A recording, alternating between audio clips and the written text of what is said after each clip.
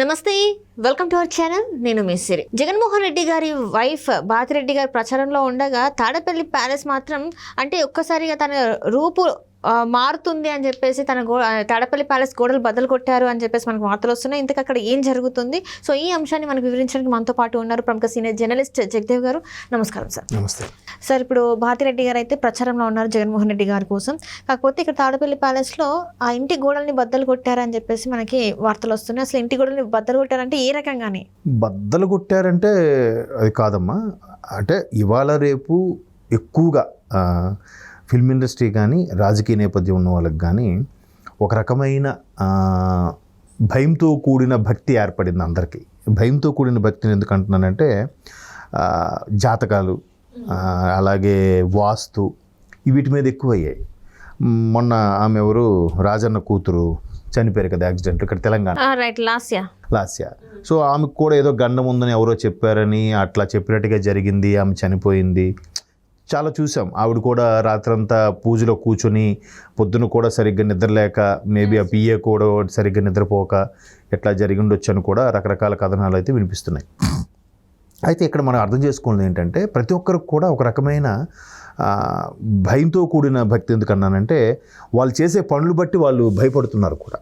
అంటే మనం చేసే పనులకి కర్మ సిద్ధాంతం అంటారు కదా, ఈ కర్మ వెంటాడుతుందేమో అన్న భయంకి సరేలే ఇట్లా ఈ పూజ చేపిస్తే ఆ కర్మ కరుగుతుందని, లేదా ఈ పూజ చేస్తే చేసిన పాపం పని పోతుందని ఇట్లాంటివి ఎక్కువై. అంటే జనరల్గా మా ఫాదర్ అనేవారు ఎక్కువ పాపాలు అయిపోయాయి కాబట్టి గుళ్ళకి భక్తులు ఎక్కువయ్యారా, ఎక్కువ దేవాలయాలకు భక్తులు ఎక్కువగా కనిపిస్తున్నారు. ఒకప్పుడు అంతగా ఎప్పుడో ప్రశాంతత కోసం వెళ్ళి కూర్చునేవారు, ఇప్పుడు చాలా ఎక్కువగా వస్తున్నారు. అంటే అన్ని పాపాలు పెరిగిపోయాము అన్నట్టుగా అనేవారు. అయితే ఇప్పుడు నాకు అక్కడ అదే అనిపిస్తుంది. ఎందుకంటే ఒకవేళ మీరు అన్నట్టు జగన్మోహన్ రెడ్డి గారు అటు క్యాన్వాసింగ్లో ఉన్నారు, మధ్యలో ఒకరోజు బ్రేక్ ఇచ్చినట్టున్నారు మేబీ నేషనల్ ఛానల్ ఇంటర్వ్యూకి సంబంధించి. ఇంకోవైపు భారతి గారు కూడా ఆయన తరపున ప్రచారంలో తిరుగుతున్నారు. అన్న వస్తేనే అవన్నీ చేస్తారు, మీరు ఇచ్చిన మాట నిలబెట్టుకుంటాడు అన్నట్టుగా మాట్లాడుతున్నారు. బాగానే ఉంది. అక్కడక్కడ ఆవిడ కూడా కొన్ని హడిల్స్ ఎదురవుతున్నాయి. అన్న ఇట్లా మాట్లాడారు, కొన్ని ఇలా చేశారు అలా చేశారు, ఉద్యోగాల గురించి సమ్ ల్యాండ్ గురించి వాటి గురించి మాట్లాడుతున్నారు. అయితే ఇదిలా ఉంటే తాడేపల్లి ప్యాలెస్లో చిన్నా చితక మార్పులు చేస్తున్నారు అన్నట్టుగా స్థానిక ప్రజల సమాచారం. అంటే ఏంటంటే వాస్తుపరంగా. ఎందుకు వాస్తుపరంగానంటే మీరు నిన్న నేషనల్ ఛానల్కి ఇచ్చిన ఇంటర్వ్యూలో జగన్మోహన్ రెడ్డి గారు చూస్తే ఎందుకో ముందు పాదయాత్ర చేసినప్పుడు ఎట్లాగైతే అంతా తిరిగి ఫేస్ అంతా కమిలిపోయినట్టుగా డల్గా అయిపోయిందో, మళ్ళీ నిన్న నేషనల్ ఛానల్కి ఇచ్చిన ఇంటర్వ్యూ కూడా అట్లాగే అనిపించింది. ఫేస్ అంతా కూడా డల్గా అంత జోష్గా లేనట్టుగా అనిపించింది. అంటే ఒక రకమైన భయాందోళనలు అయితే స్టార్ట్ అయ్యాయి. ఎందుకంటే కూటమి ప్రభావం బాగానే ఉంది, ప్రజలందరిలో కూడా ఒక రకమైన వ్యతిరేకత ఏర్పడింది.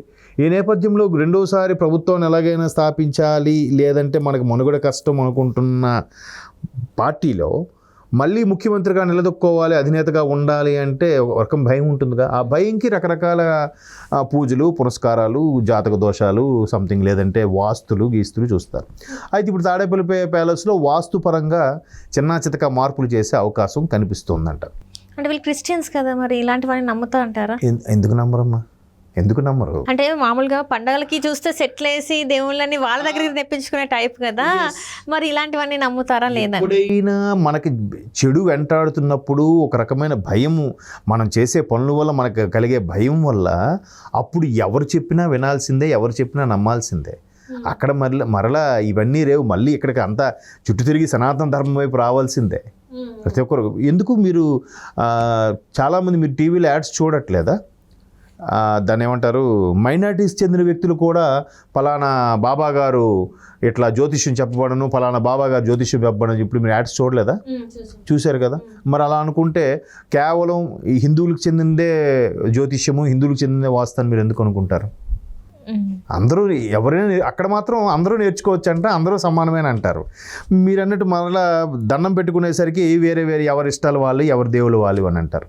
మరి ఇప్పుడు అక్కడే అందుకే అంటున్నారు కదా, ఇప్పుడు ఈ మధ్యన కొంతకాలం ఒక ట్రోలింగ్ కూడా వచ్చింది. జగన్మోహన్ రెడ్డి గారు పూజలో ఉన్నప్పుడు కూడా కుర్చీ మీద కూర్చొని పూజ చేశారని, తీర్థం కూడా మినరల్ వాటర్ తాగారన్నట్టు కూడా చెప్తున్నారు. వేద పండితులు చెప్తారు, లేదు బాబు దానికి అభిషేకం చేసింది ఇదే తీర్థంగా తీసుకోవాలని చెప్తారు. వాళ్ళకి నచ్చకపోవచ్చు. బట్ ప్రజల క్షేమం కోసం, పార్టీ క్షేమం కోసం మేము పూజ చేయించామని చెప్తారు. లోపల వాళ్ళకి భయాందోళన ఉంటాయి. లోపల వాళ్ళు అమ్మో ఇది కరెక్టే వీళ్ళు చెప్తున్నారు కదా, ఎందుకైనా చేస్తే మంచిదేనేమో అని భయం అనిపిస్తుంది. బయటికి మాత్రం మేకపోతు గాంభీర్యంలాగా మీరు అన్నట్టు వేరే కమ్యూనిటీకి చెందిన వాళ్ళు కాబట్టి ఇది నమ్ముతారా, ఇది చేస్తారా అనేది డౌట్ మీద అట్లా సింపుల్గా ఏముంది, ప్రజల మీద తోసివచ్చు లేదా పార్టీ మీద తోసివచ్చు. పార్టీలో ఉండే కార్యకర్తల ప్రోద్బలంతో, ప్రజల ప్రోద్బలంతో, అభిమానుల ప్రోద్బలంతో ఈ పూజ చేశాము రెండోసారి ప్రభుత్వం స్థాపించడానికి అని. చిన్న చిత్తగా ఉంటాయి కదా, యజమాని అనేవాడు నైరుతిలోనే పడుకోవాలి, బాస్ అనేవాడు కూడా తూర్పు వైపు తిరిగితే పేరు బలము, అలాగే ఉత్తర వైపు తిరిగి కూర్చుంటే ధన బలము అని చెప్పి వాస్తు ఉంటాయి కదా. సో అట్లాగా ఈయన తీశారుగా, అటువైపు మన సెంట్రల్ క్రైమ్ ఆఫీస్కి బ్యాక్ సైడ్కి గేట్ ఓపెన్ చేశారు కదా బీఆర్ఎస్ భవన్ని. మరి 10 ఏళ్ళుగా బాగానే ఉందిగా, మరి ఇప్పుడు ఎందుకు మార్చారు? అంటే ఓడిపోయారు కదా అందుకు. ఎవరి సెంటిమెంట్స్ వాళ్ళవి, ఎవరి మనోభావాలు వాళ్ళవి. సో ఆల్రెడీ జగన్మోహన్ రెడ్డి గారి మీద వ్యతిరేకత బాగా ఉన్న నేపథ్యంలో ఏమో ఏది చేస్తే మార్పు చేస్తే అవుతుందేమో, ఈ మార్పు చేస్తే గెలుస్తామేమో, ఆ మార్పు చేస్తే అవుతుందేమో అన్న చిన్న ఆశ ఉంటుంది కదా, చేస్తే ఇక్కడికి మళ్ళీ వచ్చేసరికి అదే ఉండదు. ప్రతి ఒక్కరికి కూడా పైసలు ఇచ్చి ఎవరు ఏ మతం సంబంధించి ఆ మతంలో ప్రార్థన చేయండి, ఏ మతం సంబంధించి ఆ మతం పూజలు పురస్కారాలు హోమాలు చేయండి అని చెప్తూనే ఉంటారు. సర్వసాధారణం అది. సో అలాగా ఇప్పుడు ఏంటంటే ఇద్దరు చెరువు పక్క వెళ్ళిపోయారు కాబట్టి ఇప్పుడు క్యాన్వాసింగ్కి ఎట్లాగూ లేరు కాబట్టి దాని మాడిఫికేషన్స్కి చిన్న చిన్న మాడిఫికేషన్స్ చేస్తారు. ఎందుకంటే అధికారం కావాలంటే దానికోసం ఏముందిలే, ఎన్నో కోట్లు ఖర్చు పెట్టేవాళ్ళు చిన్న వాస్తు లోపాలను సరిదిద్దుకోలేరా? అంటే వీళ్ళు నమ్ముతారంటారా ఇలాంటివన్నీ? ఎందుకంటే దేవుని మొక్కడానికే వీళ్ళు ఆలోచించే వాళ్ళు, మరి వాస్తు వాళ్ళ ఇల్లు బయటికి ఎలా ఉంటారు, బయటికి మాత్రం మా అందరం ఒకటే రాజకీయ పరంగా కాబట్టి అన్నీ నమ్ముతామనే చెప్తారు. బట్ ఇంటర్నల్ ఫీలింగ్ మాత్రం ఏం నమ్ముతాం నేను. అందుకే కదా జగన్మోహన్ రెడ్డి గారి మీద పెద్ద విమర్శ కూడా ఉంది, ఎక్కడికి వెళ్ళినా అన్న ఒక్కడే వస్తారు వదిన రారని. ఇప్పుడు తిరుపతిలో ధ్వజ అవరోహణం, బ్రహ్మోత్సవాలకు కానీ, శ్రీరామనవమికి స్వామివారికి పట్టు వస్త్రాలు సమర్పించడంలో కానీ ఎక్కడ కూడా ఆయన ఒక్కడే కదా వెళ్తున్నారు, ఆవిడ రావట్లేదు కదా.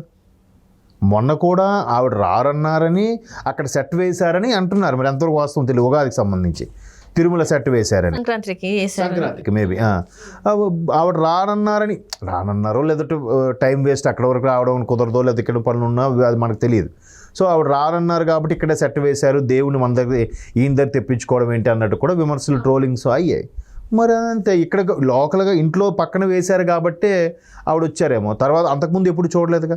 జనరల్గా సనాతన ధర్మంలో ఉన్న గొప్ప విషయం ఏంటంటే ఏ క్రతువుకైనా మ్యాక్సిమం 90% క్రతువులన్నిటికీ కూడా భార్య సతీ సమేతంగా చేసి కూర్చుని పీటల మీద కూర్చుంటేనే సిద్ధిస్తుందని ఉంటుంది. సో ఇది దేనికి కూడా వెళ్ళలేదనేది కూడా చాలా సందర్భాల్లో చూసాం. ఎక్కడ మనం చూసినా కూడా సరే వాళ్ళు చెప్తున్నారు కదా, వీళ్ళు ప్రేయర్ చేయమని చెప్తున్నారు, వాళ్ళు నమాజ్ చేయమని చెప్తున్నారు, వీళ్ళు హోమం చేయమని చెప్తున్నారు, చేసేద్దాం ఏం పోయింది, మన పేరు చెప్పుకొని ఇది అవుతారు. లేదంటే రాజు తలుచుకుంటే కొరడా దెబ్బలు కొదవా అని సామెత అన్నట్టుగా ఆ స్థాయి వ్యక్తి తలుచుకుంటే ఏముంది, సరే వాష్ చేస్తే ఏమైనా మారుతుందేమో, ఎలాగ టెన్షన్గా ఉన్నారు కాబట్టి కొంచెం సీట్లని పెరుగుతాయేమో తాపత్రయంతో చేపించవచ్చు కదా. బట్ అందరికీ సెంటిమెంట్ ఉంటుందమ్మా. చాలామంది చెప్తారు ట్రాష్ ఇవన్నీ పట్టించుకోకూడదు, కానీ అంతెందుకమ్మా. శ్రీహరికోట మరి శాటిలైట్ పంపించే ముందు ఆ చైర్మన్ స్వామివారి తిరుపతికి స్వామివారి దర్శనం చేసుకుని వెళ్ళి కూడా పోలార్ లాంచింగ్ ఆన్ చేస్తారు. అవునా? రాకెట్స్ పంపిస్తున్నామా? రాకెట్స్ పంపిస్తామంటే సైన్స్ ఎంత వృద్ధిలోకి వచ్చినట్టేగా. మరి ఆ సైన్స్ పంపించే ఆ చైర్మన్, ఇస్రో చైర్మన్ ముందు రోజు స్వామివారికి వచ్చి దండం పెట్టి తిరుపతి దేవస్థానంలో వెంకటేశ్వర స్వామికి కాళ్ళకు దండం పెట్టుకొని వెళ్ళి నెక్స్ట్ డే అది రాకెట్ వదులుతున్నారు. మరి వాళ్ళకే నమ్మకాలు ఏంది, వీళ్ళంతా చెప్పండి, ఎందుకు నమ్మరు వీళ్ళు? ఎవరి అభిప్రాయం, ఎవరి నమ్మకాలు వాళ్ళు. Right sir, right. Thank you so much sir. Thank you.